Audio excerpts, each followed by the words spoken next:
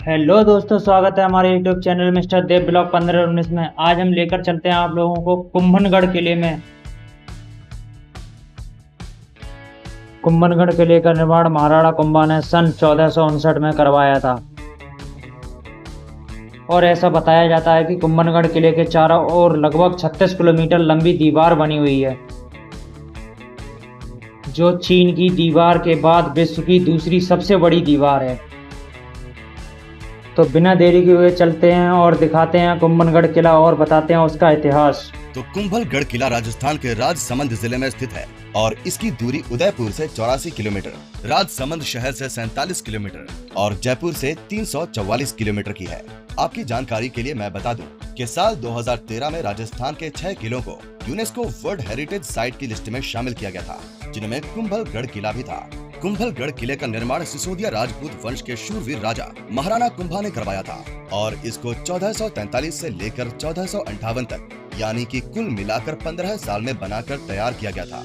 ये है इस किले में प्रवेश करने के लिए पहला दरवाजा, जिसको कहा जाता है हनुमानपुर। इस दरवाजे पर जो कीलें आपको दिखाई दे रही हैं, ये इसीलिए बनाई जाती थी जिससे कि अगर दुश्मन अपने हाथियों द्वारा इन दरवाजों को तोड़ने की कोशिश करें तो ये उनकी खाल में घुस जाएं और दर्द की वजह से हाथी पीछे हट जाएं और दुश्मन अपनी कोशिश में विफल हो जाए। तो करीब 600 साल पुराना ये किला समुद्री तल से 1100 मीटर की ऊंचाई पर स्थित है और ये राजस्थान के सारे किलों में सबसे ज्यादा ऊंचाई पर बसा हुआ है। बारिश के मौसम में ये विशाल किला चारों ओर से बादलों से ढका रहता है, इसीलिए इसके सबसे ऊपरी भाग को बादल महल के नाम से जाना जाता है।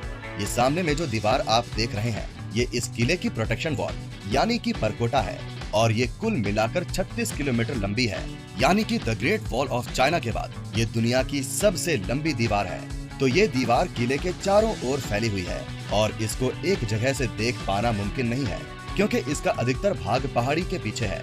इस दीवार की चौड़ाई 5 से 8 मीटर की है और बताया जाता है कि उस जमाने में इस पर 7 घोड़े एक साथ खड़े हो जाया करते थे।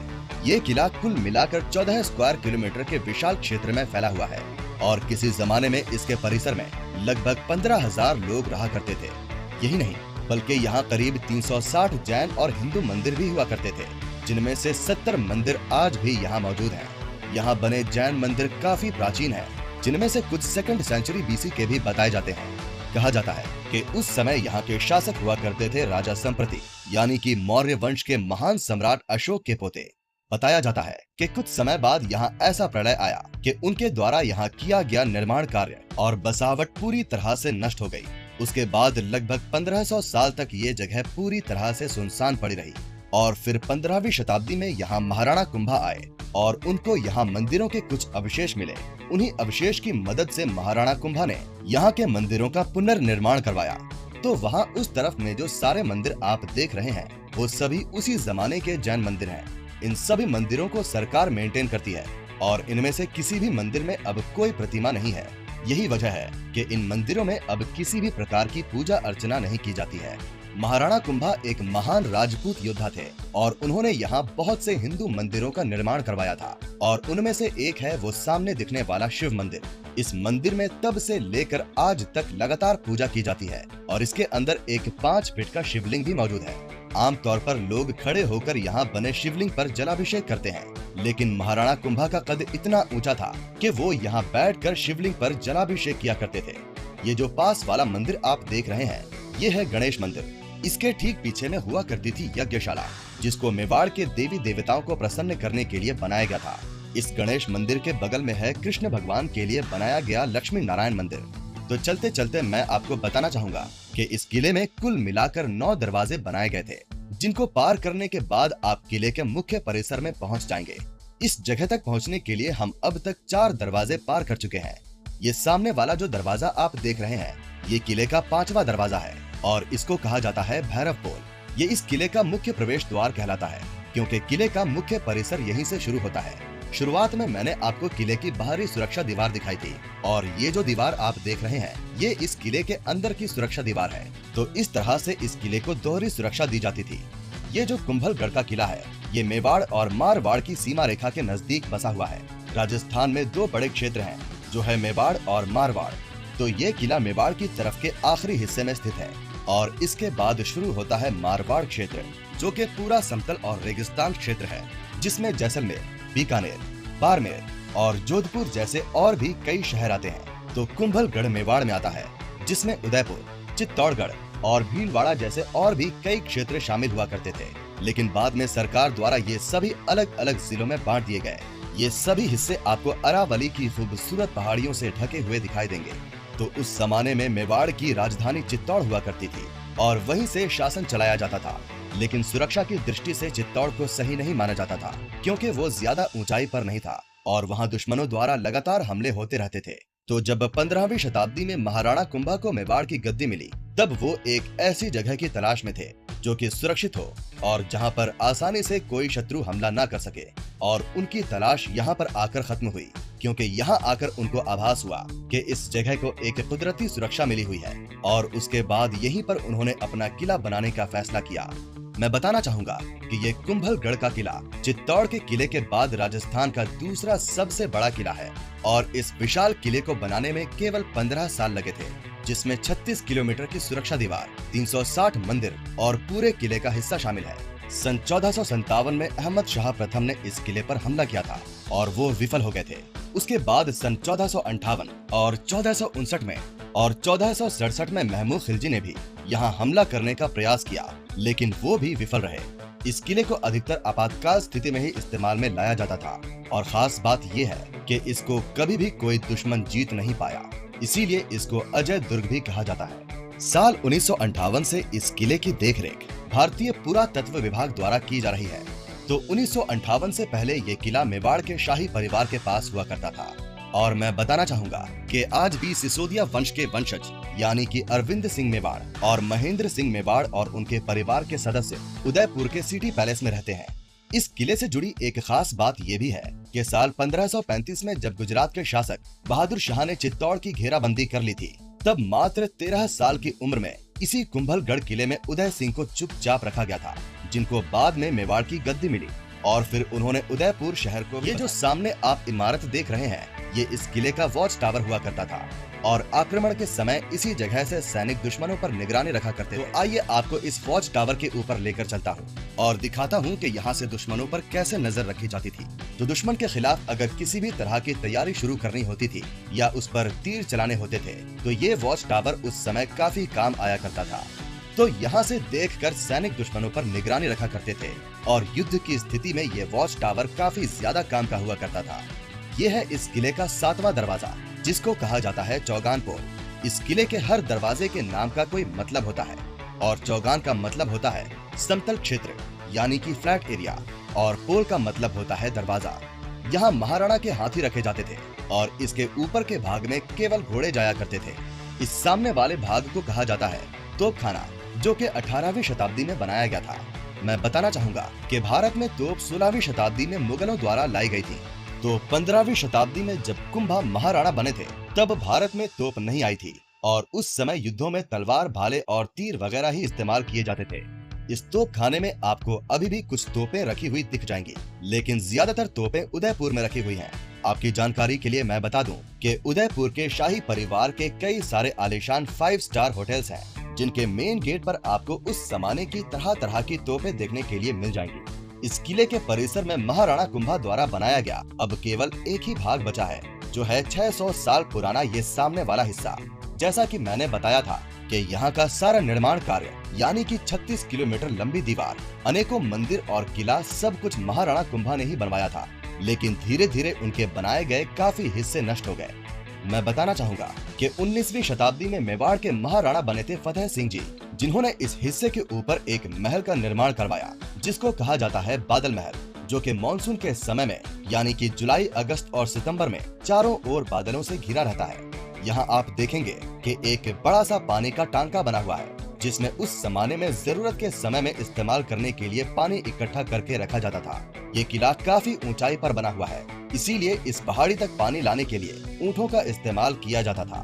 दूसरा तरीका ये हुआ करता था कि इस सामने वाली दीवार में जो आपको छेद नजर आ रहे हैं, वहाँ से बारिश का पानी बहता हुआ इन सीढ़ियों से होता हुआ इस सामने वाली जगह पर पहुँचता था और यहाँ से फिल्टर होकर साफ पानी इस टांके तक पहुँचता था।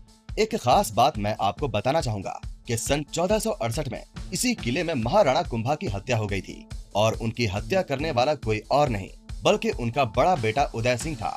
तो ये है इस किले का पागड़ा पोल और यहाँ से उस जमाने में केवल घोड़े आया करते थे। ये सामने में जो कमरे आपको दिखाई दे रहे हैं, ये उस समय में घोड़ों का अस्तबल हुआ करता था और यहाँ पर महाराणा के घोड़े बांधे जाते थे। यहाँ जो दरवाजे लगे हुए हैं, ये उस समय नहीं हुआ करते थे बल्कि ये बाद में लगाए गए थे। ये है कुंभा महल और इसके अंदर आज भी नवदुर्गा माता की प्रतिमा स्थापित है, जिनको मेवाड़ में शक्ति की देवी के रूप में पूजा जाता है। इसके अंदर में आप देखेंगे कि अखंड ज्योत भी मौजूद है, जो कि लगातार जलती रहती है। आइए अब आपको कुंभा महल की ऊपरी मंजिल पर बने कुछ कक्ष दिखाएं। यहाँ सामने में जो आप कमरे देख रहे हैं, ये सैनिकों के बैरक हुआ करते थे, यानी कि इन कमरों में उस जमाने में सैनिक रहा करते थे। तो यहाँ कई सारे कमरे हैं और उनमें से एक कमरे के अंदर मैं आपको लेकर चलता हूँ, जिसमें आप देखेंगे कि एक छोटा सा झरोखा और कई सारे आले भी बने हुए हैं, जो कि कुछ सामान वगैरह रखने के लिए इस्तेमाल में लाए जाते हैं। महल के इस हिस्से में रसोई घर यानी कि किचन हुआ करता था, यानी कि इस भाग में चूल्हे रखे जाते थे और रसोईया खाना बनाया करता था। यहाँ भी आप देखेंगे कि सामान रखने के लिए आले बनाए गए हैं, जो उस जमाने में तरह तरह के मसाले रखने के इस्तेमाल में लाए जाते होंगे। यहाँ भी आप देखेंगे कि बाकी किलों के जैसे ही लोगों ने नाम लिख लिख कर दीवारें खराब कर रखी हैं, जो कि बहुत गलत बात है। मुझे लगता है कि ऐसे लोगों के खिलाफ सख्त कार्यवाही होनी चाहिए। आइए अब आपको शूरवीर राजा महाराणा प्रताप का जन्म स्थान दिखाता हूँ। तो ये जो सामने वाला हिस्सा आप देख रहे हैं, ये है महाराणा प्रताप का जन्म स्थल।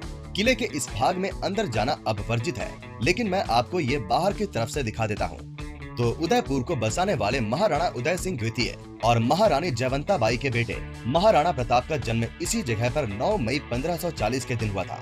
महाराणा प्रताप के शासन काल में भी यहाँ कई बार दुश्मनों ने आक्रमण करने की कोशिश की, लेकिन इस किले पर कभी भी कोई दुश्मन कब्जा नहीं कर पाया। तो बहुत अच्छा लगता है ऐसी जगह को देखना, जहाँ हमारे देश के एक महान योद्धा ने जन्म लिया था। तो अब हम जा रहे हैं बादल महल की तरफ और इसको बादल महल इसीलिए कहा जाता है क्योंकि ये इस किले का सबसे ऊंचा भाग है और बारिश के मौसम में ये महल चारों ओर से बादलों में ढक जाता है। तो ये जो महल है, इसको महाराणा फतेह सिंह जी ने 19वीं सदी में बनवाया था और इसमें 2 मंजिल है, जिसमें से पहली मंजिल को कहा जाता है जनाना महल, जहाँ पर सिर्फ रानियां रहा करती थी, और दूसरी मंजिल को कहा जाता है मर्दाना महल, जहाँ पर महाराणा रहा करते थे। इस महल की एक खास बात ये भी है कि इसमें जितना भी आप काम देख रहे हैं, ये सारा लाइम प्लास्टर से किया गया है। मैं बताना चाहूंगा, ये उसी समय का ओरिजिनल मंदिर आप देख रहे हैं, ये वो मंदिर है जिसके बारे में मैंने आपको थोड़ी देर पहले बताया था। इसी जगह पर उन महात्मा का सर काटने के बाद शरीर आकर गिरा था, जिन्होंने अपनी इच्छा से अपनी बलि दी थी। फिर यहीं से किले का निर्माण शुरू करवाया गया था, लेकिन उस समय के सभी भाग नष्ट हो गए और अब यहाँ पर आपको ये 19वीं शताब्दी का बादल महल ही दिखाई देगा। यहाँ पर ये जो हाथियों की, पेड़ पौधों और फूलों की सुंदर पेंटिंग आप देख रहे हैं, ये उसी समय की है और इनको बनाने के लिए नेचुरल कलर्स यानी कि सब्जियों का उपयोग किया गया है। ये जो बारामदा आप देख रहे हैं, यहाँ पर उस समय महारानियों के लिए तरह तरह के कार्यक्रमों का आयोजन करवाया जाता था और सामने में उनके बैठने की व्यवस्था की जाती थी, जहाँ बैठकर वो यहाँ होने वाले कार्यक्रमों का आनंद लिया करती थी। आइए अब आपको वो कक्ष दिखाता हूँ जहाँ उस समय महारानियां रहा करती थी। आप देखेंगे कि इन कक्षों में बहुत ही सुंदर कलाकारी की गई है। यहाँ नीचे में झरोखे भी बनाए गए हैं, जिनसे अच्छा वेंटिलेशन तो बना ही रहता था। साथ ही इनको बनाने का मुख्य कारण ये होता था कि इनसे रानियां तो बाहर देख सकती थी, लेकिन रानियों को बाहर का कोई भी शख्स नहीं देख सकता था। ऐसा इसीलिए होता था क्योंकि उस समय पर्दा प्रथा चलती थी। यहाँ पर आप देखेंगे कि कुछ सामान या मोमबत्ती वगैरह रखने के लिए बहुत से आले भी बनाए गए हैं। आइए अब आपको लेकर चलता हूँ बादल महल के टेरेस पर, जो इस किले का सबसे ऊंचा पॉइंट है, और इसको देखकर ही आपको पता लग जाएगा कि इस महल को बादल महल क्यों कहा जाता है। तो हमने जहाँ से इस महल में प्रवेश किया था, वो महारानियों के लिए बनाया गया हिस्सा था और ये है महाराणा के लिए बनाया गया भाग। मैं बताना चाहूंगा कि आप महल के इस भाग का सिर्फ टेरेस ही देख सकते हैं। यहाँ सारे कमरे बंद रखे गए हैं। नीचे में जो भाग आप देख रहे हैं, वो है दरबार हॉल, जहाँ पर महाराणा बैठकर मीटिंग वगैरह किया करते थे। यहाँ नीचे की तरफ में जो आप जंगल देख रहे हैं, ये सारा क्षेत्र कुंभलगढ़ वाइल्ड लाइफ सेंचुरी में आता है, जिसमें आपको तेंदुआ, भालू, हिरन और सांभर जैसे और भी कई जानवर देखने के लिए मिल जाएंगे। आप चाहें तो इस सेंचुरी को घूमने के लिए जीप सफारी भी कर सकते हैं, जिसमें आपको 2,500-3 हजार रुपए में पूरी जीप मिल जाएगी। तो यहाँ सामने की तरफ से भी इस किले की आउटर वॉल दिखाई दे। का पूरा किला तो मैंने आपको दिखा ही दिया। आइए अब वो दीवार पास चलकर देखते हैं जो हमारे भारत में ही नहीं बल्कि पूरी दुनिया में इस दीवार तक पहुंचने के लिए आपको वेदी मंदिर कॉम्प्लेक्स से ही जाना होगा। तो अंदर प्रवेश करने के बाद दाएं ओर में ये सीढ़ियां बनी हैं, जिनका उपयोग करके आप कुंभलगढ़ की इस दीवार तक पहुंच सकते हैं। तो ये है विश्व की दूसरी सबसे लंबी दीवार, यानी कि the great wall of China के बाद कुंभलगढ़ की इस दीवार का नाम आता है। तो ये जो दीवार है, इसकी चौड़ाई लगभग 15 फीट से लेकर 25 फीट तक की है और कहा जाता है उस जमाने में इस पर एक साथ 6 से 7 घोड़े खड़े हो जाया करते थे। यहाँ भी आप देखेंगे कि दुश्मनों पर नजर रखने और हमला करने के लिए इस तरह की जगह बनाई गई है। मैं आपको बताना चाहूंगा कि महाराणा कुंभा कला के प्रति बहुत रुझान रखते थे और इसीलिए उनकी याद में राजस्थान पर्यटन विभाग हर साल यहाँ पर 3 दिन का महोत्सव आयोजित करवाता है, जिसमें तरह तरह के नृत्य और कला का प्रदर्शन किया जाता है। यही नहीं बल्कि यहाँ पर एक साउंड एंड लाइट शो का आयोजन भी करवाया जाता है, जो इस महोत्सव की शोभा और बढ़ाता है। तो ये था कुंभलगढ़ का ऐतिहासिक किला और इससे जुड़ा रोचक इतिहास और तथ्य। हेलो दोस्तों, आशा करता हूँ हमारी वीडियो आप लोगों को पसंद आई होगी। ऐसी वीडियो देखने के लिए हमारे चैनल को सब्सक्राइब करें और बेल आइकन को प्रेस करें, ताकि हमारी वीडियो आप लोगों को जल्द से जल्द पहुँचती रहे।